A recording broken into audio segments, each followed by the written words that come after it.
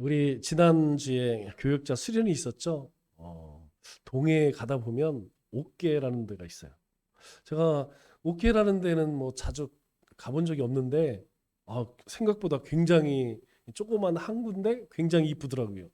거기에 호텔이 하나 생겼어요. 탑10이라고. 톱10입니다. 그런데 굉장히 좋은 위치에다가 호텔을 지었더라고요. 그래서 제가 처음으로 해돋이를 봤습니다.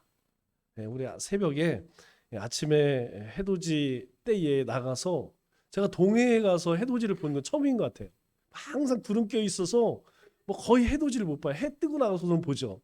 그런데 왜 정월 초하룻 날 사람들이 해돋이를 보러 가는지 알겠더라고요.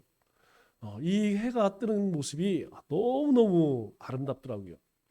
그런데 제가 이 수련회 가운데에서 생각나는 게 딱 한 가지 생각나요. 노회장 목사님이 개회 예배를 드리는데 예배를 드리기 전에 예배를 드리면서 예화를 하나 들으시더라고요. 뭐 실제 있었던 일인지는 모르겠지만 그런 말씀을 하세요. 우리나라에 제일 오래되신 생존하신 분이 최장수 어르신이 117세죠.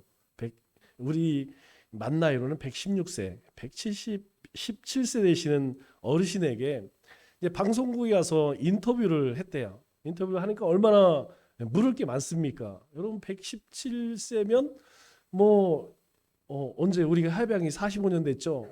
일제 시대 때 그때 태어나셔서 젊은 시절을 그때 살았어요.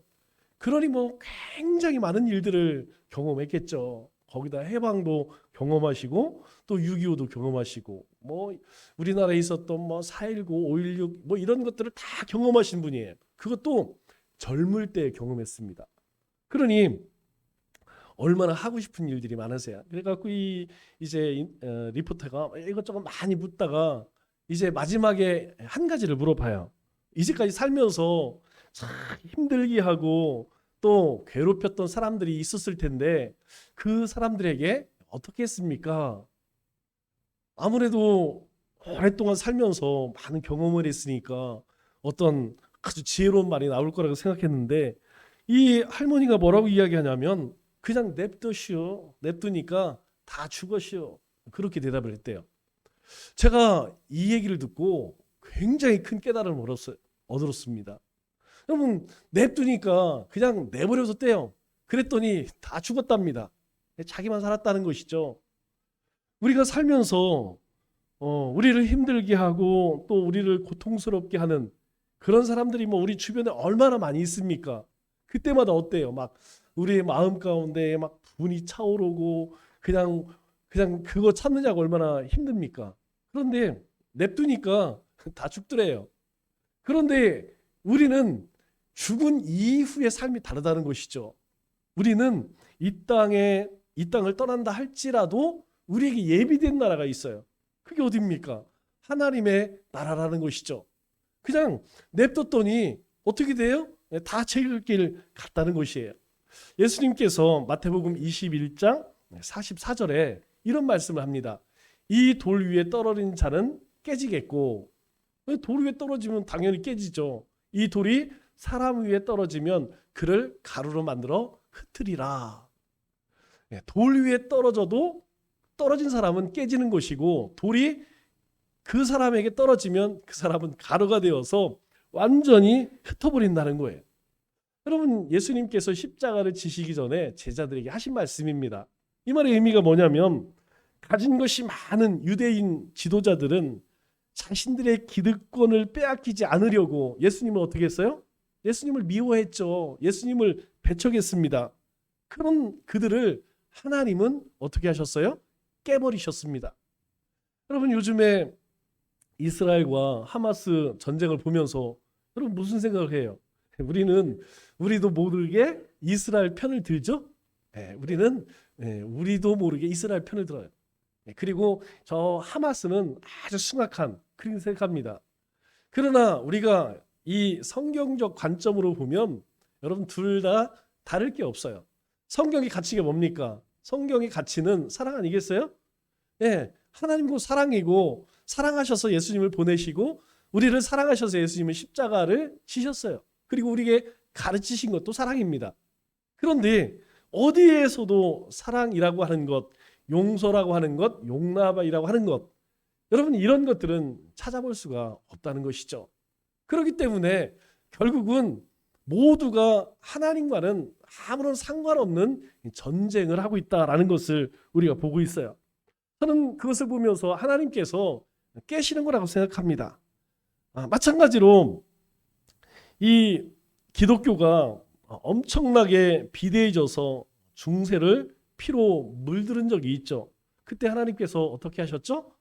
네, 그들을 다 기치가 무엇이었냐면 예루살렘, 하나님의 나라를 이 땅에 세우기 위해서 그들은 싸운다고 이야기했습니다.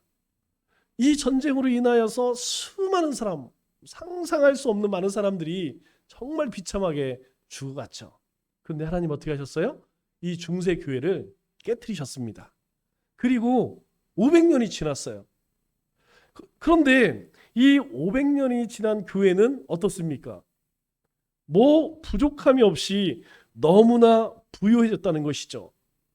두려운 것은 무엇이냐면 과연 이 부유해진 이 시대 교회는 어떤 돌을 맞을까? 이게 참 염려가 됩니다. 세상은 우리에게 계속해서 요구하는 게 있어요. 세상 사람들이 요구하는 것이 무엇이냐면 예수 믿는 증거를 대라. 너희가 정말 예수님을 믿는다면, 너희가 하나님을 믿는다면 확실한 증거를 우리에게 보여봐라. 그렇게 요구를 하죠. 뭔가 그렇다는 것을 우리에게 보이라는 것입니다. 그래서 교회는 그동안 어떻게 했습니까?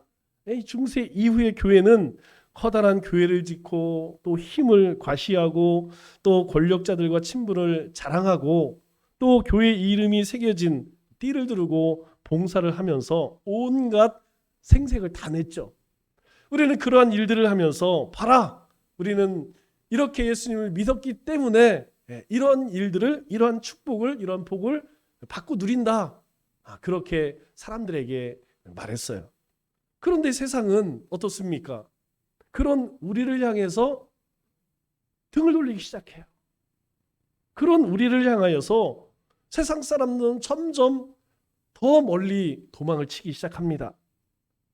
분명 우리는 그것을 증거라고 보여줬는데 하나님께서는 하나님 보시기에는 참으로 가증스러운 위선이다, 이렇게 말씀하고 계신 것이죠. 혹시 예수님께서 항상 생각하시는 가장 큰 관심사가 무엇일까? 깊이 여러분 묵상해 본 적이 있으신가요? 과연 우리 주님은 어떤 관심을 갖고 계실까?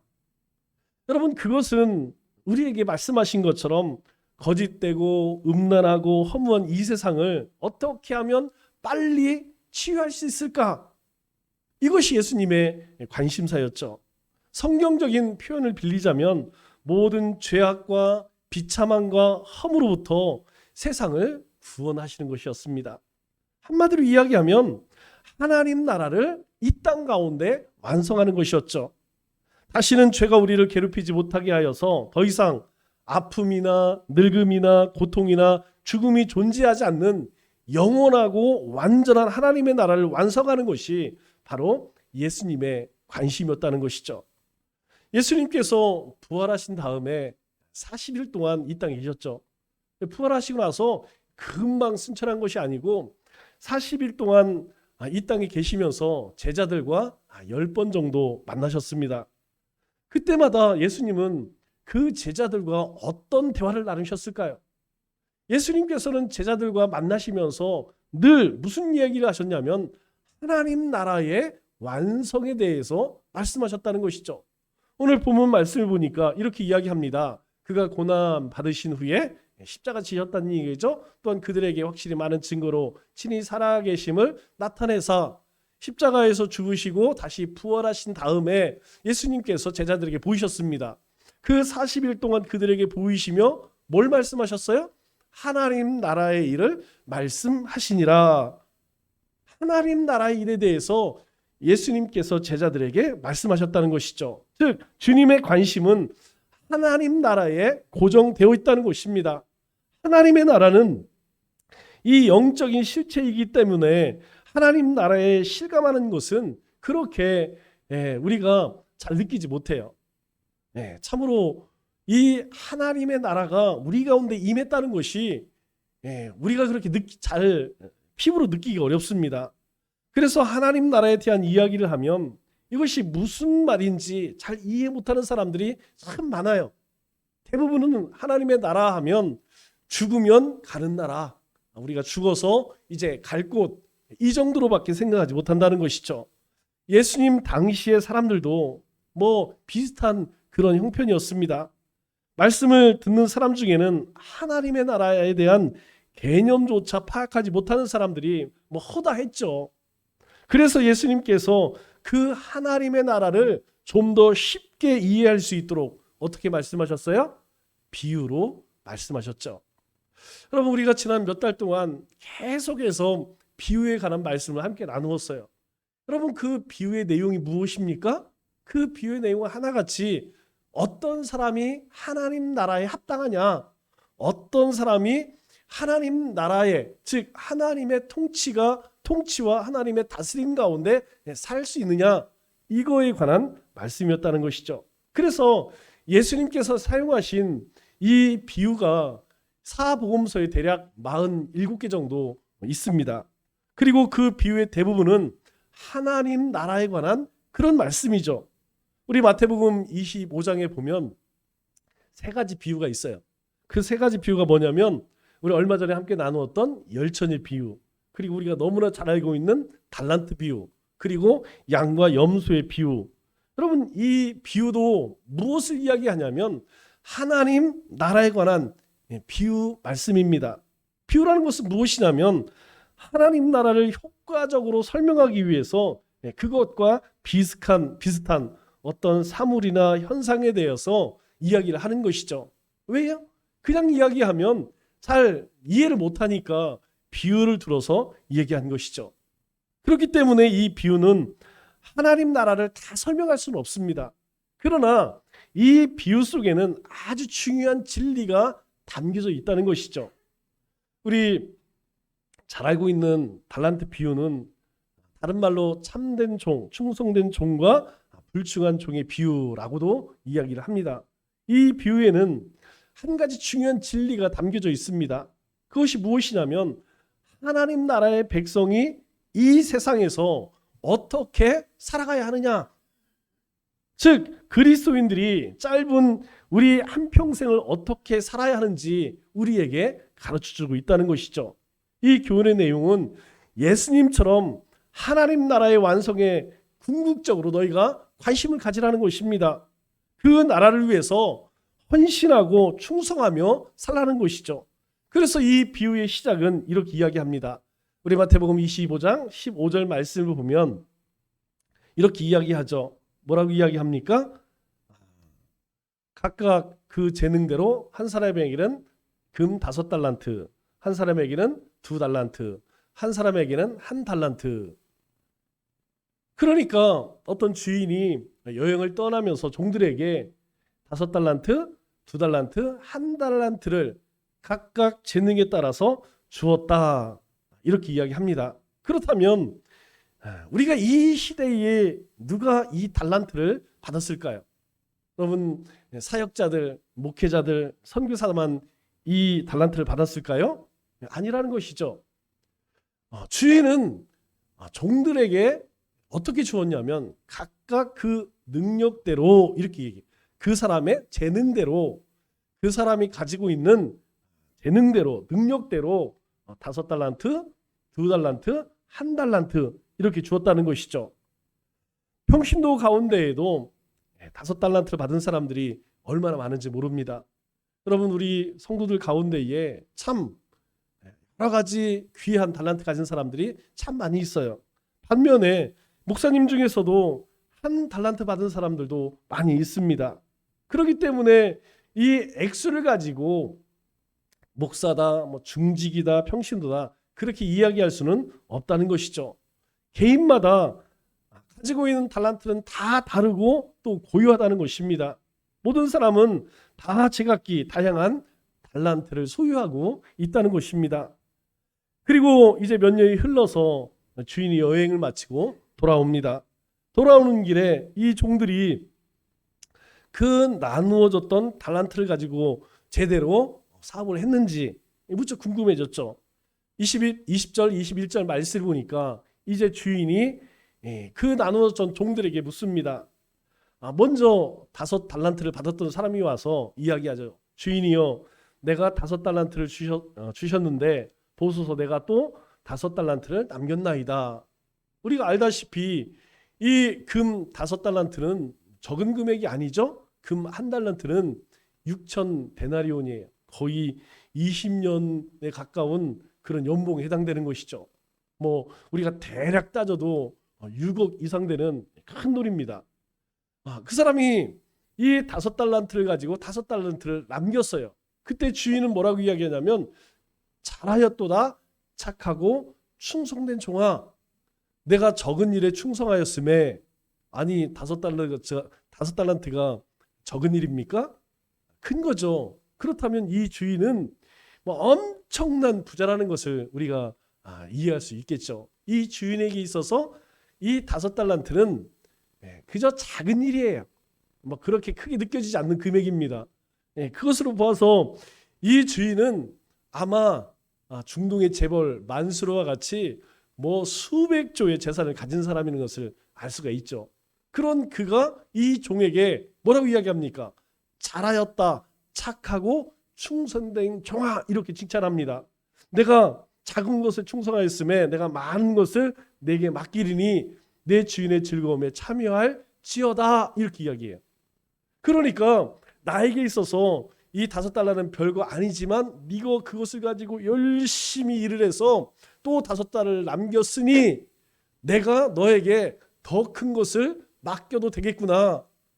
너 같은 종이 있어서 나에게는 정말 행복하다, 이런 의미겠죠? 다시 여기서 이 첫 번째 종은 과거에도 이 주인에게 신뢰를 받았지만 이제는 주인으로부터 전적인 신뢰를 얻게 되었다는 거예요. 이제 이 종은 무엇을 맡기든 이 종을 완전히 믿을 수 있는 그렇게 되었다는 것이죠. 그리고 두 번째 종도 결산을 합니다. 22절, 23절 말씀을 보니까 이 2달란트를 받았던 사람도 와서 이야기를 합니다. 보소서 내가 2달란트를 남겼나이다. 예, 제가 2달란트를 받았는데 2달란트를 남겼습니다. 그랬더니 이 주인이 이 종에게 5달란트 받은 사람들하고 똑같은 이야기를 해요. 똑같은 이야기를 합니다. 잘하였도다 착하고 충성된 종아, 잘했어. 내가 너는 믿을 수 있겠어. 너에게 뭐든 맡겨도 되겠어. 이런 말씀을 하시죠. 그런데 1달란트 받은 종이 이제 나와서 이야기합니다.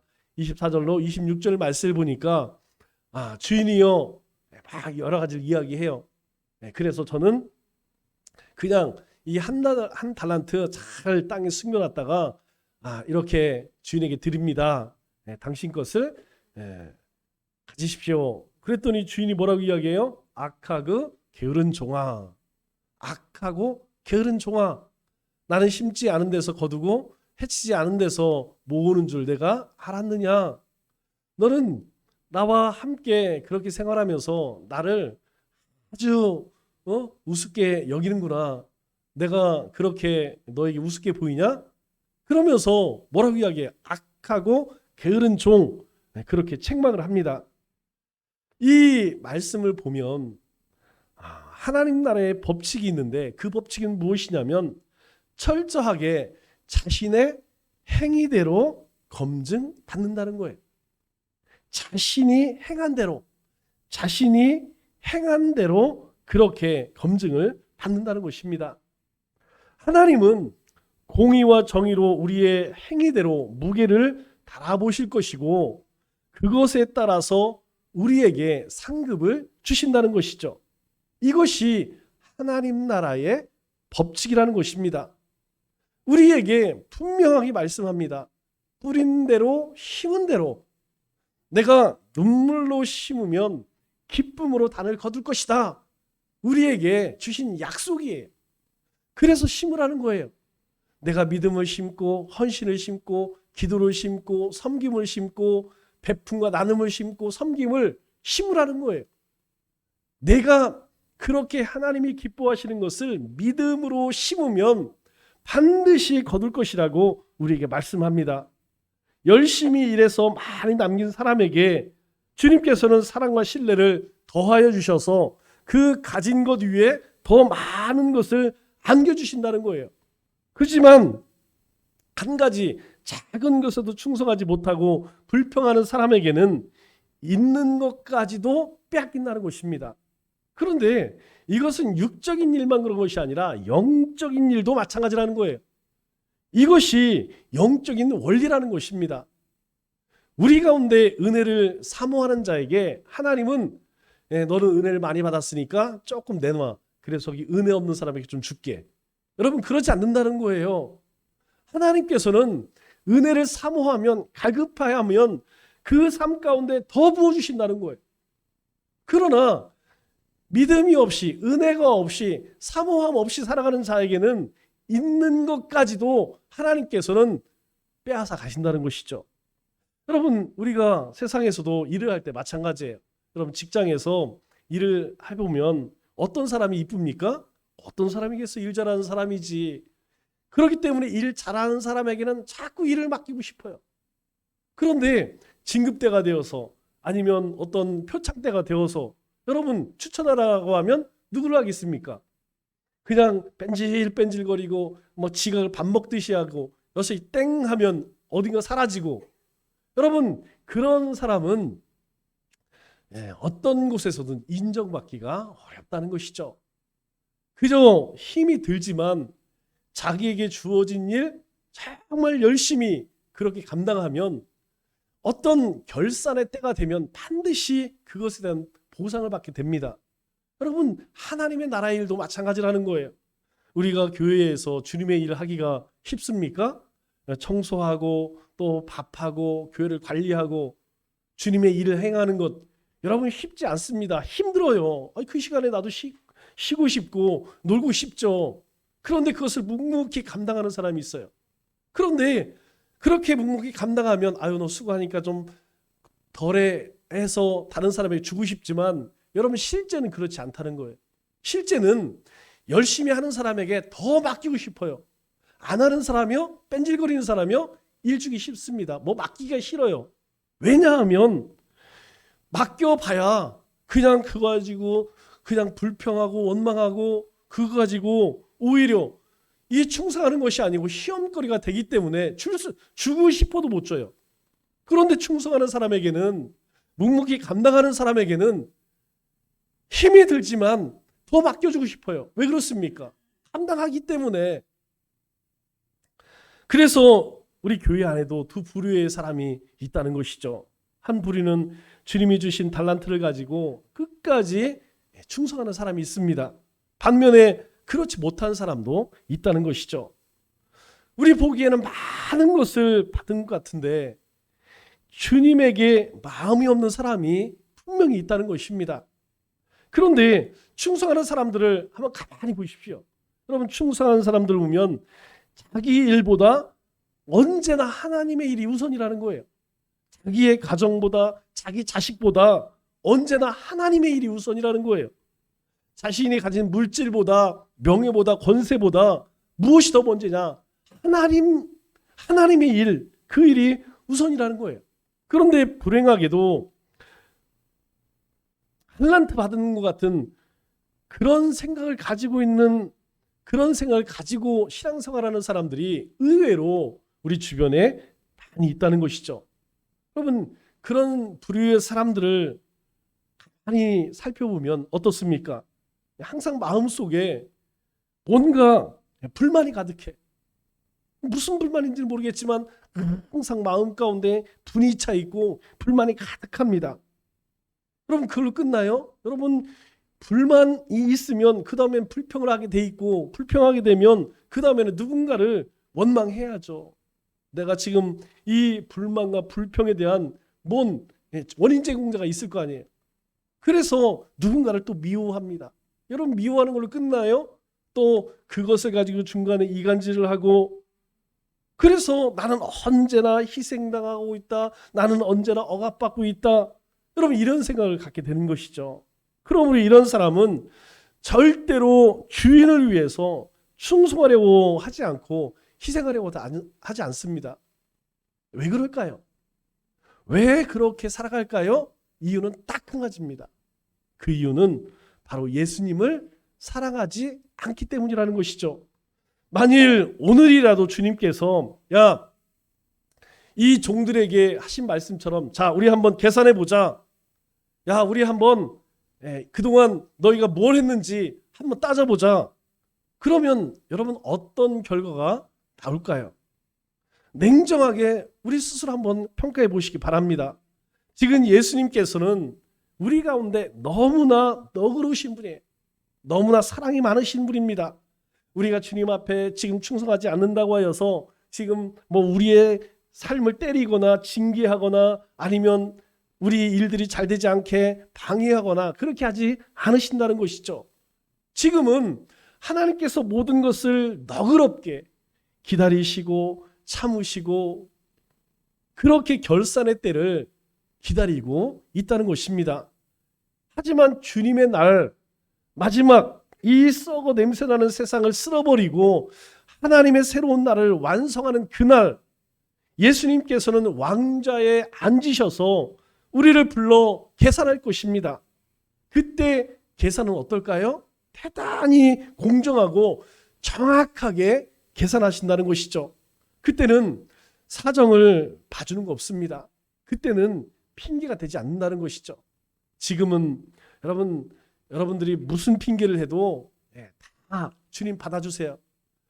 우리 여러분들이 저에게 아이고 제가 어때서 예배를 못 드렸어요. 제가 어때서 우리 목장을 못 모였어요. 지금 뭘 해서 뭐 전도를 못 해요. 뭐 못해요. 다 이해합니다. 지금은 그렇습니다. 그러나 주님 앞에서는 그런 사정 그런 필요 없다는 것이죠. 어떠한 핑계도 통하지 않는다는 것입니다. 그때에는 오직 우리가 이 땅에서 선악간 어떻게 행했느냐 그것으로만 평가받는다는 것이죠. 우리 양과 염소의 비유 잘 아시죠? 여러분 이 양과 염소를 멀리서 보면 비슷해요. 아주 비슷합니다. 아마 대관령에 가셔서 보신 분들은 뭐 아실 거예요. 성지순례 가셔서 보신 분들도 아실 겁니다. 여러분 멀리서 보면 양과 염소가 거의 차이가 없어요. 거의 비슷합니다. 그런데 가까이에서 보면 완전히 다르죠. 양과 염소는 완전히 다릅니다. 이 양과 염소의 비유처럼 그때에는 주님 앞에 서는 그때에는 분명하게 갈라놓는다는 것이죠.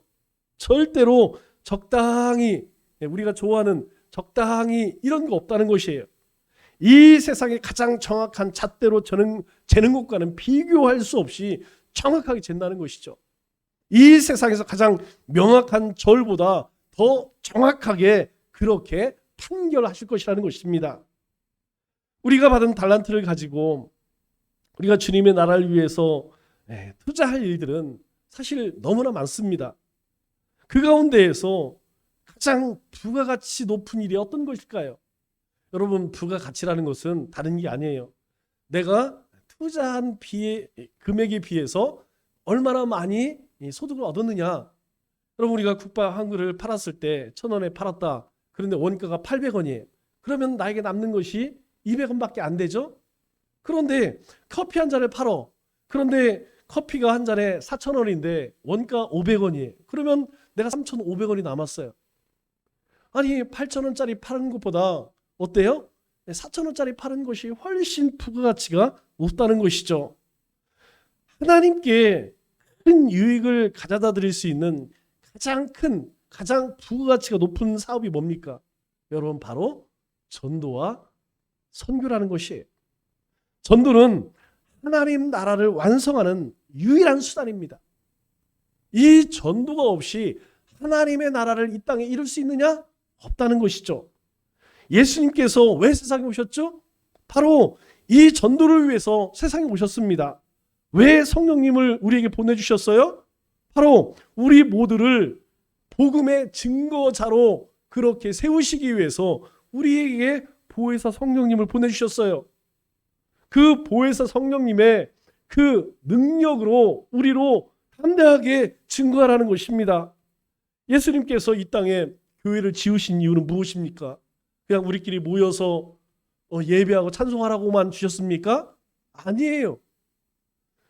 우리가 이곳에서 예배하고 기도하고 하나님의 말씀으로 그렇게 훈련되어지면 그 다음에 뭐 하라는 겁니까? 세상에 나가라는 거예요. 결국 하나님께서 이 땅에 교회를 주신 이유는 복음을 위해서, 복음을 증거하기 위해서 주셨다는 것이죠. 이 전도가 얼마나 부가가치가 높은지 마가복음 10장 28절로 30절에 우리에게 예수님께서 말씀해 주세요. 베드로가 묻습니다.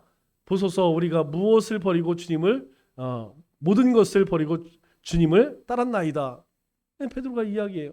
예, 주님, 저는요 모든 것을 다 포기하고 제가 주님을 따랐습니다. 그랬더니 예수님께서 뭐라고 이야기해요? 나와 복음을 위하여 집이나 형제나 자매나 어머니나 아버지나 자식이나 전토를 버린 자는, 우리가 주님을 따르면요 우리가 가장 소중히 여긴 것들을 가장 소중히 여길 수 없다는 거예요. 이전에는 내가 우리의 가족들 그리고 내 처자식들, 내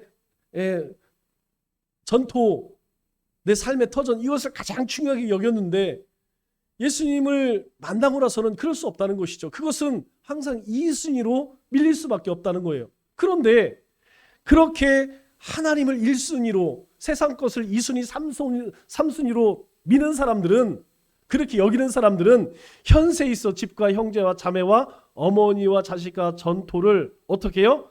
100배나 받되 나중에 하나님의 나라에서만 상급받는 게 아니라는 거예요. 이 땅에서도 하나님께서 100배나 받게 하시고 박해를 겸하여 받고, 그러나 우리가 그러한 축복만 받는 것이 아니고 더불어서 박해도 겸하여 받게 된다는 것이죠. 그런데 궁극적으로 뭐라고 이야기합니까? 내세에 우리가 살아서는 그렇게 축복도 받지만 박해도 겸하여 고난도 당한다는 거예요. 그러나 그 이후 우리가 죽고 나서는 영생을 받지 못할 자가 없느니라. 구원받지 못할 자가 한 명도 없다는 거예요. 어떤 사람이 나와 복음을 위하여 사는 사람, 나 복음을 위하여서 내가 가장 소중히 여기는 것을 다 내려놓고 살아가는 사람, 나와 주님과 복음을 가장 우선순위로 사는 사람에게는 이 땅에서 100배 고난도 함께 당하지만 구원받지 못할 자가 아무도 없다. 그렇게 말씀하세요. 여러분, 우리 믿음의 선조들이, 믿음으로 살아갔던 사람들이 여러분 이 사실을 깨달았기 때문에 그냥 목숨을 초계같이 여겼던 거 아니겠습니까? 여러분, 그러한 사람들은요 세상 사람들이 어떻게 봐요? 세상 사람들이 보기에는 미친 사람들이에요. 이게 정신 나간 사람들입니다. 그래서 히브리서 11장 36절 이하에 뭐라고 이야기합니까? 이야기해요. 사도 바울이 어떤 이들은 예수 믿는다는 이유로 나와 복음을 위해서 모든 것들을 다 내려놓은 그 사람들, 조롱과 채찍뿐만 아니라 결박과 오기가 치는 시련도 받았으며 돌로 치는 것과 톱으로 켜는 것과 시험과 칼로 죽임을 당하고 양과 염소의 가죽을 뒤집어 쓰고 유리하며 궁핍과 환난과 학대를 받았으니 이런 사람은 세상이 감당하지 못하느니라. 세상이 감당이 안 된다는 거예요. 이런 사람들은 광야와 산과 동굴과 토굴에서 유리했다는 거예요. 비참하죠. 저 세상 사람들의 눈으로 볼 때는 저 바보 멍충이라고 이야기하는 거예요. 도대체 예수 믿어서 모든 것 다 잃고 뭐가 행복해? 여러분, 우리나라에 처음으로 복음을 들고 오신 분이 누구예요? 토마스 선교사님입니다. 여러분, 이 토마스 선교사가 어디 다니면서 복음 전한 것도 아니에요. 대동강변에 내려서 성경 들고 예수 믿으세요라고 할 때에 그는 잡히자마자 목이 잘려서 죽었어요. 그때 나이가 40입니다. 이 젊은 나이에 이 땅 가운데 복음을 전하려고 성경책 하나 들고 내렸는데 그 자리에서 목베임을 당해 죽었어요. 여러분, 이 선교사님의 장사는 제대로 치렀을까요? 이 선교사님의 시체는 찾았을까요? 여러분 시체도 찾지 못했습니다. 장사도 못 지냈어요. 그런데 왜 이 토마스 선교사님은 이 나라의 복음을 전하시려고 그렇게 했을까요? 왜냐하면 자신의 생명을 바칠 때 하늘로부터 임하는 하나님의 축복이 있다는 것, 그것을 그는 확신하고 믿었기 때문에 그는 이 칼 앞에, 이 창 앞에 두려워하지 않았다는 거예요. 제 마음속에도 이 전도 축제를 할 때마다 늘 불안한 마음이 있어요. 그것이 무엇이냐면 이 엘리베이터를 탈 때마다 우리 아랫집에 있는 아줌마하고 이제 자주 만나요. 그리고 이제 바쁠 때는 걸어서 이제 왔다 갔다 할 때도 있죠.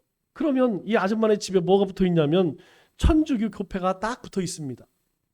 여러분 이 천주교 교패가 붙어 있는 이유가 뭐예요? 여러분 우리도 우리 가정에 교패를 붙여놓습니다. 나는 예수 믿는 사람이다. 나는 어디 교회 다니는 사람이다. 그러니까 다른 사람들 뭐 신천이나 이단이나 뭐 다른 거 와서 뭐 방해하지 말라 이 의미 아니겠어요?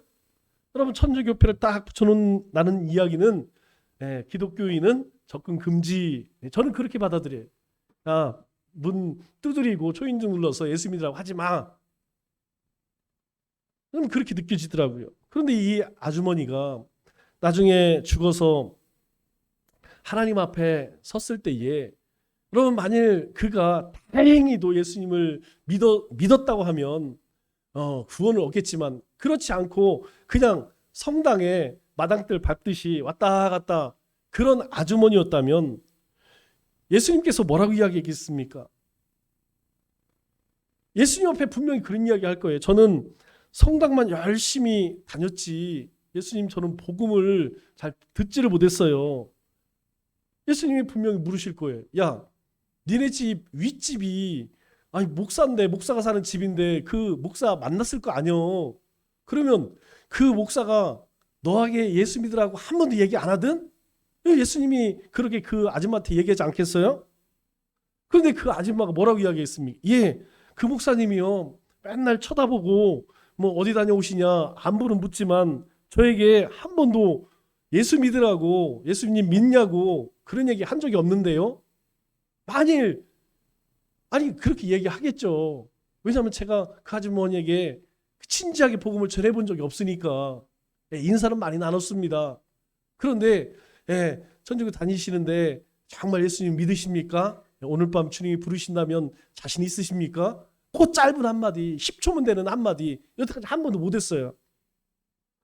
그럴 때 제가 주님 앞에 선다면 주님이 이 이야기를 하신다면 너 아랫집 아줌마가 그러더라.